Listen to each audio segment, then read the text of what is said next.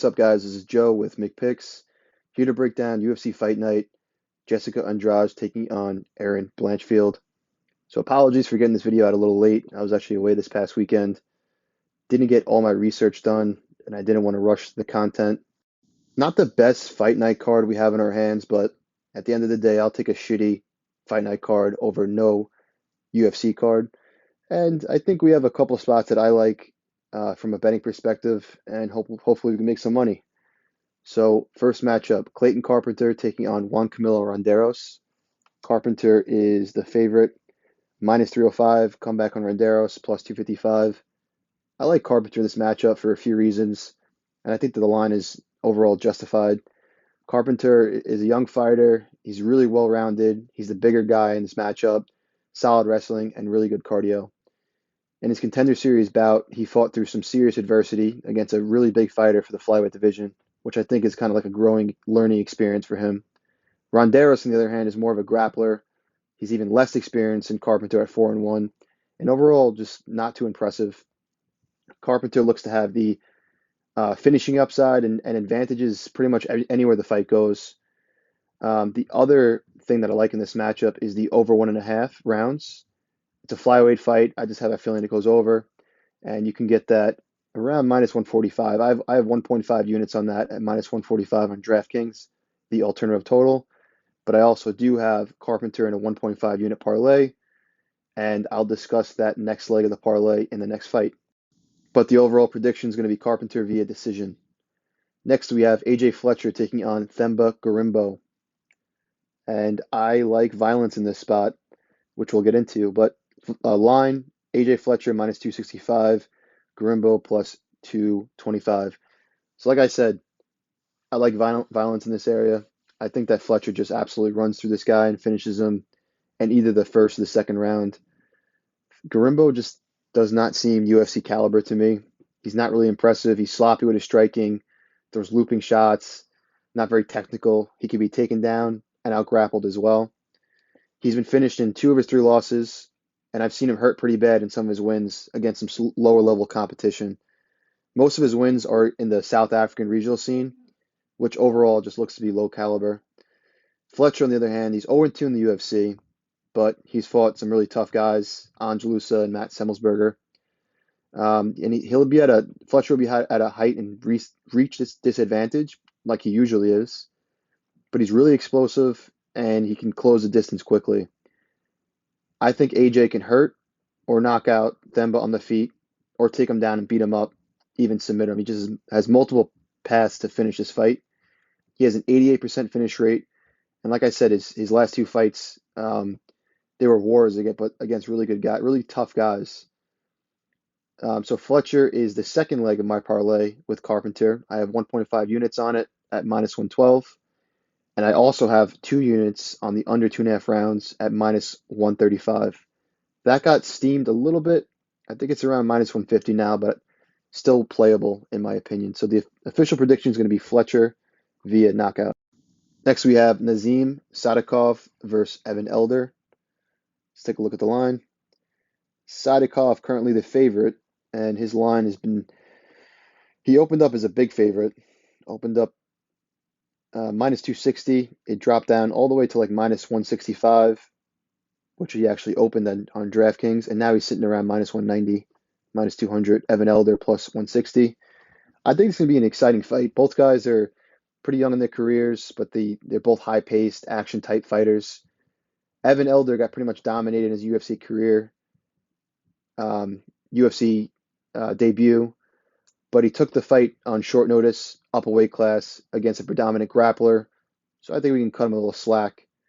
But although he did get dominated in that fight, Sadykhov, on the other hand, looked really good in his Contender Series fight. Definitely a solid striker, packs up some power into his punches, and throws out really good combinations. But I think overall this is a fairly tough fight to call.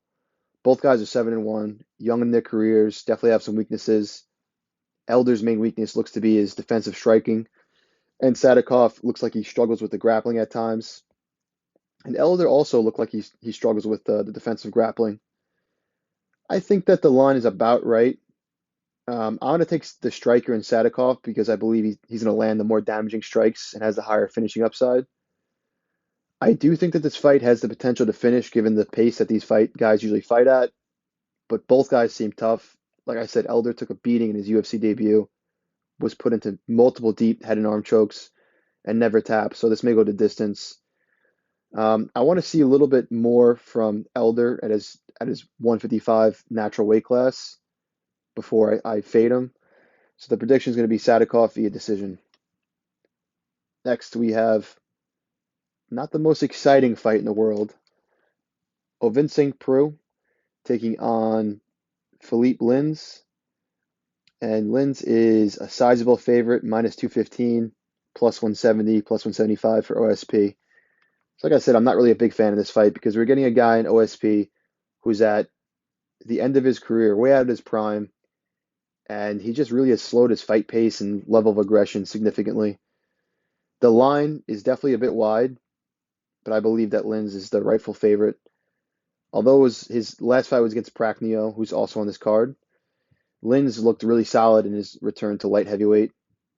He's also relatively well-rounded and has shown the ability to mix up the martial arts. And we're just getting a shell of the fighter that OSP used to be. So this is overall, I'm staying away from this fight.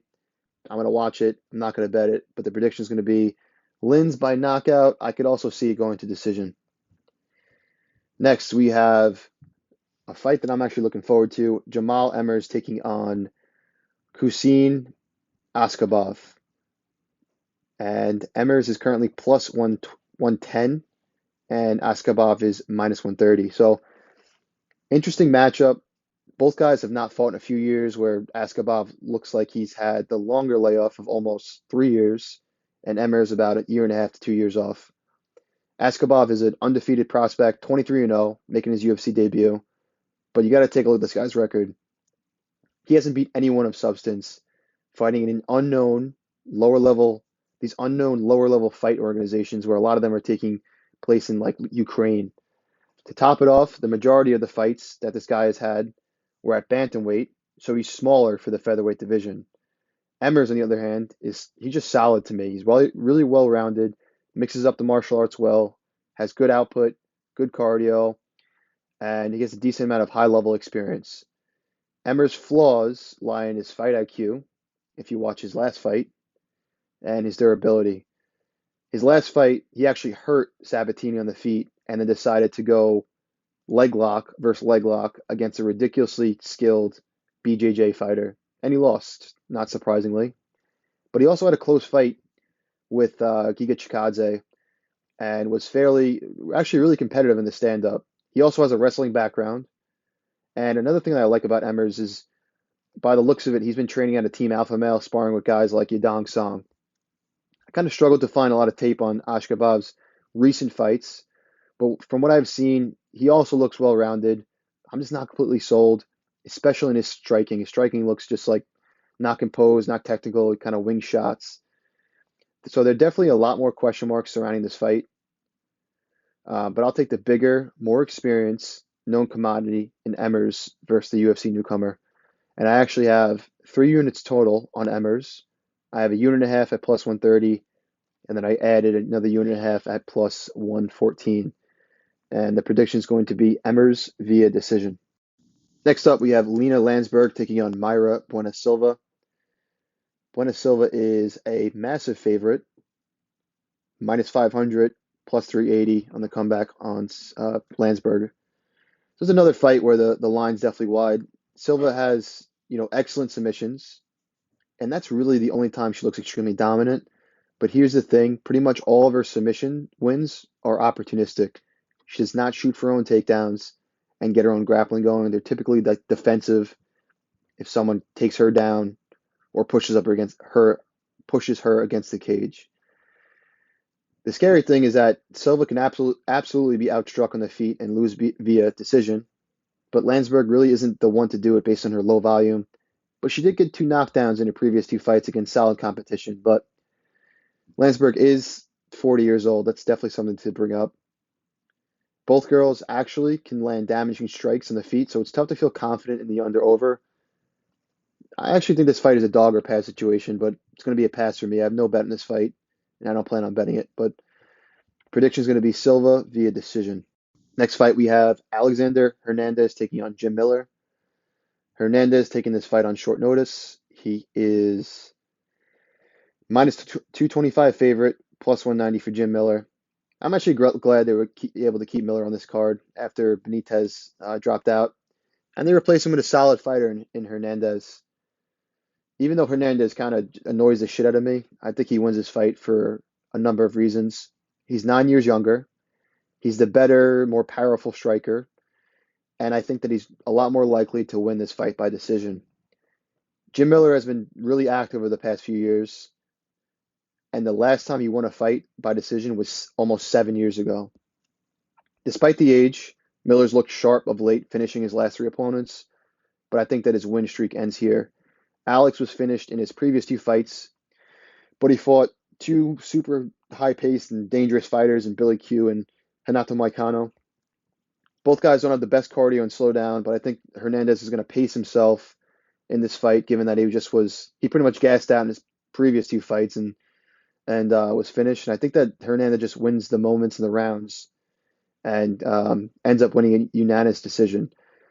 So I have two bets on this fight. I just added one right before I made this video. I have 1 unit on the over 1.5 rounds, which I believe I got a minus 140. And then I also have 1 unit on Hernandez via decision, which just opened plus 320 on FanDuel. I actually really like that spot. And obviously, hopefully both they hit. I really like the value on Hernandez via decision. So prediction, pretty obvious, Hernandez via decision. Next, we have William Knight, Big Willie, taking on Marcin Prachnio. Let's take a look at the line.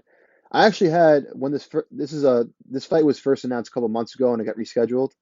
I had William Knight at plus 125, and this time around his line he opened up closer. Now the line, actually William Knight's a favorite, minus 115, Prachnio minus 105.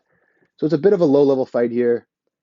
Prachnio had one of the stinkiest starts to the UFC career that a fighter could have, where he was knocked out 3 times in a row, all in the first round. If you actually want a good laugh, go watch Sam Alvey knock out Prachnio. It's kind of ridiculous. He gets knocked down, then recovers, then decides to march across the octagon with his hands down just to get knocked down again and finished. Anyway, William Knight is an absolute bus, B-U-S. This guy, I guess you could say he's a bust too. Anyway, this guy has huge muscles, muscle on muscle. I actually like Knight in this matchup for a couple of reasons, mainly for his grappling upside, his just strength. He has a lot of strength, his decent cardio, and solid power. Prachnio is a good striker at distance, but that's about it. He's been knocked out 4 times and has a 53% takedown defense. Both guys are finishers, with the vast majority of their wins being by knockout, and both guys have been knocked out on multiple occasions. So the fight ends by knockout or even the under 2.5 rounds may be a good look. I kind of missed the line on both. Under 2.5 is like minus 160-ish now. It was sitting at minus 125, and I just never got around to betting it. And fight ends by knockouts at like minus 170. I might play it if it comes the line moves in a little bit, but probably not. My concern with backing Knight is that he can be low volume at times and has a stellar 32% striking defense. God, that's awful. But at the end of the day, I'm going to take the fighter with the grappling upside to get the job done. So I'm going to take Knight via knockout, and I might look to bet that prop as well. We'll see. I'll keep an eye on that one.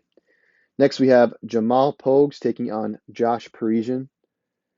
Jamal Pogues is the favorite, minus 245, Parisian plus 205. Sloppy heavyweight fight here. Overall, pretty low level. But I'm going to favor Pogues for a number of reasons. He's the fastest striker with better boxing. He's more athletic, definitely has the higher wrestling upside, better striking defense, better cardio, and is the younger fighter. Something to note is Parisian backed out of his previous fight last minute due to a health scare, so you really never know how it's going to affect a fighter mentally during training and during the weight cut. Parisian is about as sloppy as they come.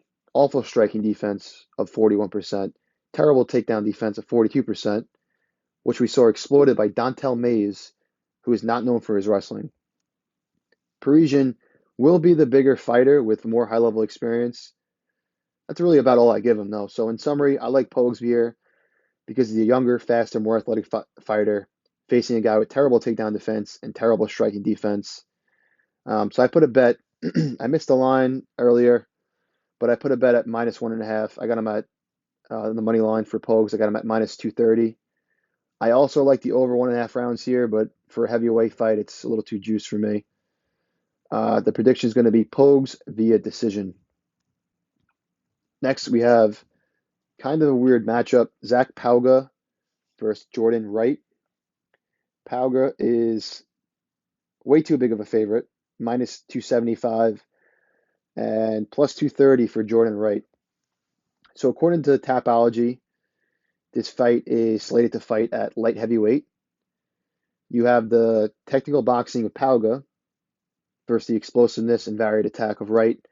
You got to favor PAUGA, in my opinion, because he's the more consistent fighter with sustainable offense over 3 rounds, as he actually has mostly decision wins. But with that being said, this line's definitely wide. Wright, on the other hand, has never been to the 3rd round in his career. But he's super dangerous early, and PAUGA was just finished by knockout in his last fight, although it was at heavyweight against Muhammad Usman.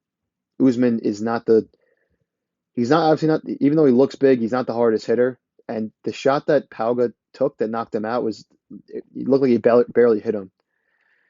So Wright also recently showed some wrestling chops in his previous 2 fights, but it really seemed to zap his cardio. The under 1.5 seems like the obvious play given Wright's aggressiveness and terrible cardio.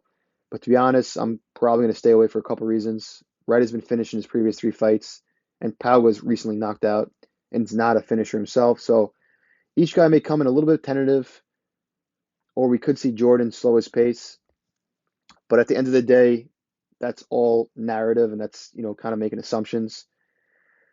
It's not, it's always not a bad look in a Jordan Wright fight to take a shot on Wright round 1 or Wright knockout round 1, depending on what it gets, released at, which is something that I'm looking at. I might throw, maybe 0.3 of a unit or half a unit on Jordan KO round 1.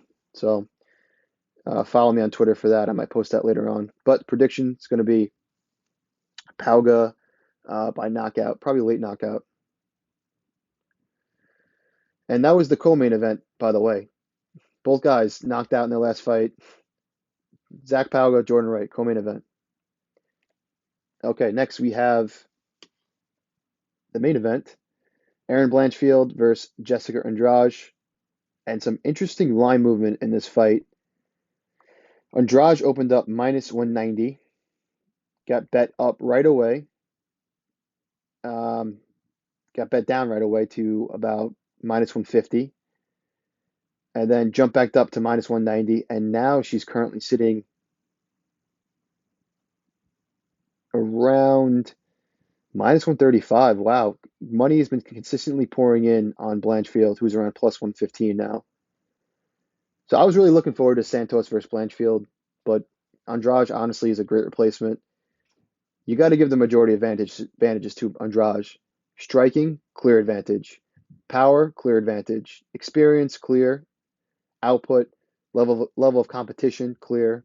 Speed and athleticism. You could definitely give Blanchfield the jiu-jitsu and maybe the durability advantage, but she hasn't obviously fought the competition that Andrade has fought. The fact that Blanchfield has had a full camp is also definitely an advantage. Blanchfield is definitely going to want to get this fight down to the mat. The thing is that Andrade has a clear striking and power advantage, but it's a question mark of, will Blanchfield actually have the grappling advantage? She's looked dominant, but she hasn't faced someone near the caliber of Andrade. So Andrade is definitely the more proven commodity in all realms of mixed martial arts here. Blanchfield, if you guys watch Blanchfield versus JJ Aldridge, just wasn't a good look for her. She was getting beat on the feet in the first round, and she could not get a takedown. I do think that if Blanchfield secures a takedown, she's going to look good on the mat, and she could potentially submit Andrade. But if Andrade fights smart, like she did against Lauren Murphy, showing a sense of urgency with the takedown defense and not engaging in any of the grappling exchanges, then I believe it's going to be a tough night for Blanchfield. So at this price, I'm going to watch this line, but Andrade money line is definitely getting tempting. I think Andrade inside the distance is only like minus 105, and you can get Andrade money line at minus 135 on DraftKings right now, which is obviously you take that over the inside the distance. But it's really just a short notice that concerns me. But I'm probably gonna end up playing her. I think she has too many advantages not to play her, and she's the more proven commodity. So the prediction is going to be Andrade by knockout. So that about does it. If you guys could please like the video and subscribe to the channel, that'd be great. Um, and again, not the best fight night card, but we'll take a card over no card. And as always, good luck on your bets.